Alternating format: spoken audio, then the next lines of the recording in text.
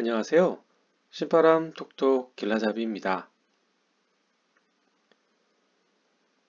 작년까지 모르고 살다가 올해 갑자기 건강보험료 고지서를 받는 분들 또는 설마 했는데 올해 피부양자 자격상실 예정 안내서를 받은 분들 많으실 텐데요. 다들 한결같이 하는 말이 설마 했는데 막상 닥치니 당황스럽습니다 라고 하십니다. 왜 그런가 하면 고가주택도 아니고 딸랑 집 하나 있는데 거기서 월세 조금 받았다고 해서 설마 하니 세금도 아니고 건강보험료를 내라고 하겠어? 라고 생각하셨기 때문이죠. 더군다나 나이가 지긋한 퇴직한 분들이라면 아들이나 딸이 회사에 다니면서 노후부 건강보험료까지 대신 내주니까 그동안은 아무 생각이 없었던 것이죠. 그러다 올해 부동산 가격이 엄청나게 오르다 보니 덩달아 임대료가 많이 올라서 보증금을 올리기는 좀 부담스럽고 월세를 조금 올려받았더니 아니 어떻게 알았는지 건강보험공단에서 피부양자 자격이 상실되었다는 안내와 함께 건강보험료 고지를 하였습니다. 많이들 억울해 하시지만 사실 2018년부터 예견된 일이었습니다. 그동안 건보료를 내지 않아도 되었던 이유는 여러 가지가 있겠지만 첫 번째가 부동산 가격이 지금보다 적었기 때문에 상대적으로 재산세 과세 표준이 작아 재산 요건을 초과하지 않았기 때문이었고 두 번째는 그동안 월세 수입에 대해서 신고나 세금을 내본 적이 없었지만 법이 바뀌면서 신고 안 하면 과태료를 부과하기 때문에 어쩔 수 없이 월세 신고를 했는데 이게 뭡니까? 국민건강보험공단은 그것을 기반으로 월세가 소득요건을 초과한다고 하면서 직장 가입자 피부양자 자격을 박탈하고 바로 고지서를 보냈던 것이지요. 누굴 원망하겠습니까? 사실 억울하다기보다는 내가 정부 정책 변화를 적절하게 대처하지 못했다고 생각하는 것이 맞을 것 같습니다. 그렇다고 넋놓고 있을 수만은 없겠죠? 원룸 하나 세놓으면서 월세 40만 원 받았다고 소득세에 건강보험료까지 납부할 수는 없지 않겠습니까? 오늘 영상에서는 피부양자 자격 상실 요건을 잘 살펴서 가능하면 건강보험료를 내지 않는 방법에 대해서 이야기하려고 하니까 많은 시청 바랍니다. 그럼 어떻게 하면 건강보험료를 안 낼 수 있을까요? 호랑이를 잡으려면 호랑이 굴로 들어가야 하듯이 건보료를 안 내려면 그 기준이 뭔지를 잘 알면 그 방법을 알 수 있지 않겠습니까? 그동안 남편 또는 자식이 다니는 회사에 피부양자로 등록되어 있다가 그 자격이 박탈되면 취업가입자로 자동 전환되니까 그 자격을 계속 유지만 할 수 있다면 건강보험료를 별도로 내지 않아도 될 것입니다. 따라서 그 자격 요건을 먼저 살펴보면 크게 세 가지로 구분할 수 있는데요. 첫 번째가 소득 요건, 두 번째가 재산 요건, 그리고 세 번째가 사업 소득 요건입니다. 첫 번째 소득 요건입니다. 소득 요건의 종류는 이자, 배당, 사업, 근로, 연금 이렇게 있는데요. 이 중 퇴직한 노부부 또는 우리 시청자님들께 직접 관련 있는 소득 요건은 바로 국민연금과 월세가 될 것인데요. 이 국민연금과 월세 합계액인 소득금액이 연 3,400만 원 이하여야 건강보험료를 내지 않습니다. 두 번째는 재산 요건인데요. 재산세 과소 표준액이 5억 4천만 원 이하이거나 또는 5억 4천만 원에서 9억 이하이면서 소득금액 합계가 연 1천만 원 이하일 경우 피부양자 자격이 그대로 유지될 수 있습니다. 마지막으로 세 번째는 바로 사업소득 요건인데요. 사업자 등록이 있는 경우라면 사업소득금액이 발생하지 않아야 하고, 만약 사업자 등록이 없는 경우라면 사업소득금액이 연 500만 원 이하여야 합니다. 이 세 가지 조건 중 하나라도 만족하지 못하면 피부양자 자격이 상실되면서 바로 지역가입자가 되는 것이기 때문에 반드시 위 세 가지 피부양자 자격 유지 조건을 만족해야 합니다. 하지만 두 번째 재산 요건의 경우는 정부가 재산세 과세 표준을 결정하기 때문에 지금 당장 내가 어떻게 할 수는 없습니다.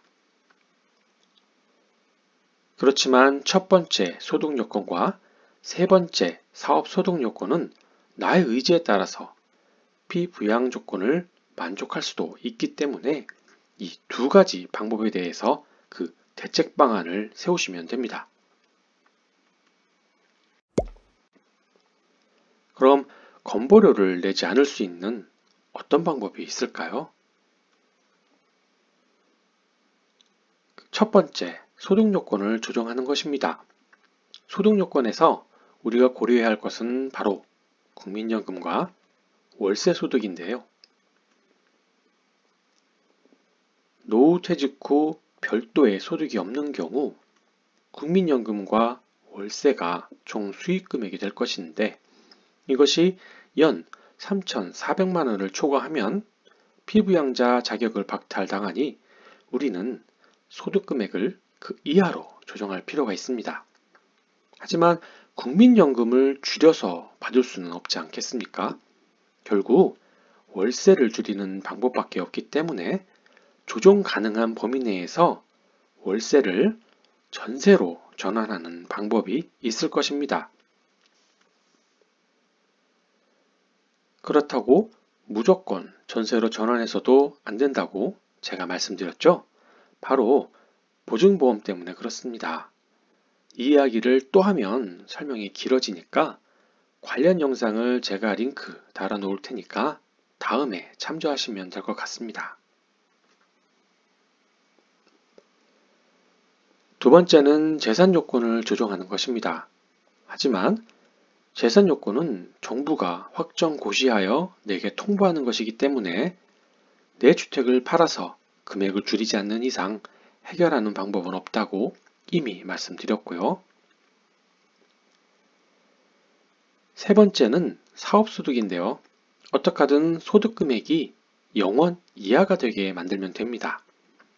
노후퇴직자에게 사업소득이라고 하면 월세 받는 주택, 임대소득을 들 수 있는데, 여기서 임대소득 계산 방법은 주택 임대소득 금액에서 필요경비를 공제한 후 기본 공제 금액을 제하였을 때의 최종 금액을 말하는데, 그 소득금액이 0원 이하면 됩니다. 쉽게 사례를 들어 설명하면 일반 임대사업자의 경우 임대 수입금액으로 연 400만 원을 받고 있다고 하면 그 필요경비는 총 임대 수익금액의 50%를 적용하니까 200만 원이 되고, 나머지 기본 공제금액 200만 원을 제하면 0원이 됩니다. 따라서 일반 임대사업자의 경우 연 400만 원, 즉 월세 33만 원 이상을 받게 되면 피부양자 자격이 박탈되게 돼서 건강보험료가 부과되니 이보다 적게 받으시면 됩니다. 만약 관할구청에 주택 임대사업자로 등록하신 분이라면 일반 사업자와 계산 방법이 조금 다르게 되는데요. 필요경비율이 총 수익금액의 60%로 상향 조정되고 공제금액도 400만 원으로 더 커지게 돼서 그만큼 총 수익금액도 많아져서 좀 더 유리하게 됩니다.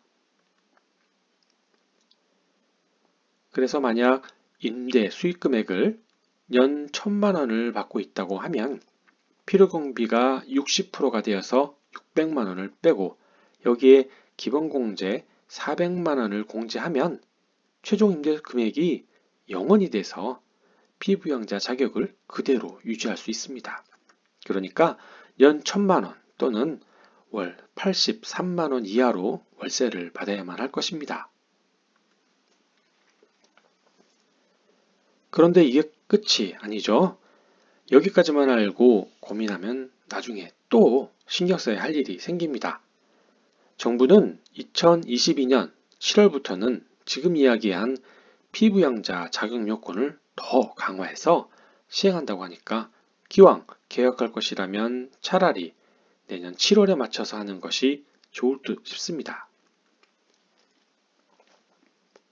내년 7월 전까지는 소득 요건이 연 3,400만 원 이하면 되었는데 내년 7월 이후에는 그 기준이 더 강화되어서 연 2천만 원까지만 피부양자로 봐주겠다고 합니다.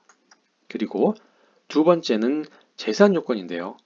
당초 재산세 과세 표준이 5억 4천에서 9억이었던 것을 3억 6천까지 낮춰서 더 많은 사람들에게 건강보험료를 꼭 받겠다고 하니 이 점 참고하시면 될 것 같습니다. 이쯤 되면 좀 헷갈리시는 분들 계실 것 같은데요. 뭐 열심히 듣기는 했는데 막상 계산을 보려고 하니 긴가민가 하기도 하고 말입니다. 그래서 제가 정보 하나 더 알려드릴 테니까 한번 확인해 보시기 바랍니다. 내가 정말 건강보험료를 내야 하는 사람인지 아닌지 또는 건보료를 낸다면 얼마나 나올 것인지 한번 알아보는 방법이 있으니까 지금부터 잘 따라오시면 됩니다. 우선 네이버에서 국민건강보험공단 홈페이지를 검색하면 이런 화면이 나오고 여기 아래에 보험료 계산하기가 나옵니다. 이것을 클릭하면 이런 화면이 나오는데요. 여기서 지역보험료 모의 계산하기를 확인하면 내가 얼마의 건강보험료가 납부될지 정확히 확인할 수 있습니다. 영상 내용을 정리하면 내가 월세를 받고 있지만 건강보험료를 내고 싶지 않다면 가장 좋은 방법으로는 직장가입자 피부양자 자격을 계속 유지하는 것입니다. 그러기 위해서는 피부양자 재산요건 초과기준만큼 재산을 매매해서 재산 요건을 충족하여야 하는데 만약 그 요건을 이미 만족하고 있다면 다음 단계인 소득요건 월세를 34만 원 이하로 하기 위해서 일부 초과되는 월세 금액을 전세로 전환하시면 됩니다. 영상 도움이 되셨으면 좋아요, 구독 부탁드리겠습니다. 감사합니다.